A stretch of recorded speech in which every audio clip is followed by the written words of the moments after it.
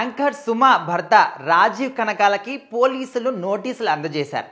Recent టైంలో చూస్తూ ఉంటే సినిమా ఇండస్ట్రీకి చెందిన వాళ్ళందరికీ కూడా వాళ్ళకు కేసులు కావడం కావచ్చు, కోర్టుల చుట్టూ తిరగడం కావచ్చు, నోటీసులు పంపడం కావచ్చు, సూపర్ స్టార్ మహేష్ బాబు గారి దగ్గర నుంచి అల్లు అర్జున్ దగ్గర నుంచి చాలా మంది మీద కూడా కేసులు నమోదయ్యాయి. సో మరి ఈ మధ్యకాలంలో ఇలాంటివి ఎక్కువగా జరుగుతూ ఉన్నాయి. కొంతమంది కావాలని చేస్తూ ఉన్నారు, ఇంకొంతమంది సెలబ్రిటీసే అందులో చిక్కుంటూ ఉన్నారు. వాళ్ళు చేసిన కొన్ని తప్పులే వాళ్ళని చిక్కుల్లో పడేస్తూ ఉన్నాయి. మరి ఇప్పుడు సుమ గారి భర్త రాజీవ్ కనకాల ఏం తప్పు చేశాడో, ఎందుకు పోలీసులు నోటీసులు అందించారు అని దాని గురించి ఆలోచిస్తూ ఉంటే ఒక ఫ్లాట్ విషయంలో మాత్రం ఇక్కడ రాజీవ్ కనకాల గారికి పోలీసులు మాత్రం నోటీసులు అందజేశారు. సో ఇక్కడ ఈయన ఏం చేశాడు, ఆయన ఇక్కడ హయత్ నగర్ ఏరియా హైదరాబాద్లో ఒక ఫ్లాట్ని అయితే కొనుగోలు చేసుకున్నారు. అంటే మరి ఆయన వేరే వాళ్ళ దగ్గర తీసుకున్నారా లేకపోతే అది ముందు నుంచి ఆయన దగ్గర ఉందా, దీని గురించి అయితే క్లారిటీ లేదు. కానీ ఈయన విజయ్ చౌదరిని ఒక నిర్మాతకి 70 లక్షలకి దాన్ని విక్రయించాడు అనమాట. సో ఆయన ఏం చేశాడు, ఇంకొక వ్యక్తిని దాన్ని మళ్ళీ విక్రయించాడు. సో అప్పుడు ఎవరైతే విజయ్ చౌదరి గారి దగ్గర ఫ్లాట్ని మళ్ళీ కొనుక్కున్నారో వాళ్ళు రిజిస్ట్రేషన్ చేసుకోవాలి, పేరు మార్పించుకోవాలని వెళ్ళినప్పుడు అక్కడ అసలు విషయం బయటపడింది.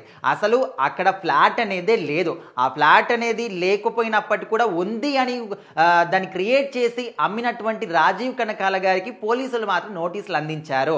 మీరు మోసం చేశారు, అక్కడ అసలు ఫ్లాటే లేదు, ఫ్లాట్ ఉందని చెప్పేసి ఆ పేరును వాడుకొని మోసం చేసి మీరు ఒక నిర్మాతకి అమ్మడమే కాకుండా ఆయన ఇంకొక వ్యక్తికి అమ్ముతే సో మరి ఆయన రిజిస్ట్రేషన్ చేసుకోవాలని వెళ్తే అక్కడ ఫ్లాటే లేదు అని చెప్పేసి తేలింది.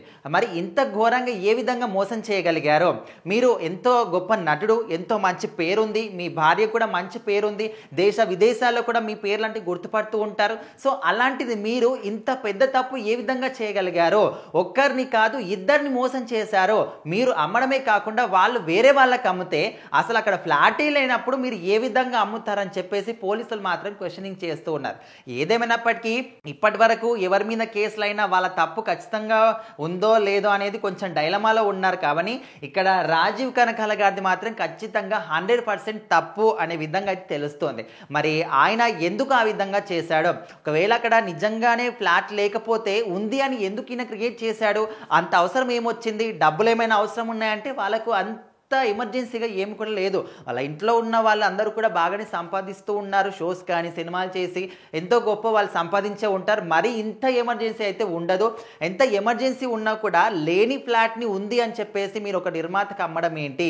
సో మరి ఆయన కూడా దాన్ని కూడా ఉందా లేదా, నిజంగానే ఫ్లాట్ ఉందా అని ఏమి కూడా తెలుసుకోకుండా ఆయన ఇంకొక వ్యక్తికి ఏ విధంగా అమ్ముతారు? అంటే మీరిద్దరేమైనా కలిసి ఇదంతా కూడా ఫ్రాడ్ చేస్తున్నారా ఆ వ్యక్తిని మోసం చేయడానికి అని కూడా ఇంకో వైపు నుంచి కూడా ఆలోచిస్తున్నారు. ఎందుకంటే రాజీవ్ కనకాల గారు విజయ్ చౌదరి గారికి అమ్మారు, ఓకే, బట్ విజయ్ చౌదరి గారు ఈయన అమ్మినటువంటి ఫ్లాట్ నిజంగా అక్కడ ఉందా, మరి ఆయన రిజిస్ట్రేషన్ ఎందుకు చేయించుకోలేదు, చేయించుకోకన్నా ముందే ఆయన ఇంకొక వ్యక్తి ఏ విధంగా అమ్ముతాడు? సో ఇట్లా రకరకాల కోణాల్లో కూడా పోలీసులు ఆలోచన చేస్తూ ఉన్నారు. మరి దీనికి రాజీవ్ కనకాల గారు ఏ విధమైనటువంటి సమాధానం చెప్తారు అనే దాని గురించి అయితే చాలా మంది అయితే వెయిట్ చేస్తున్నారు.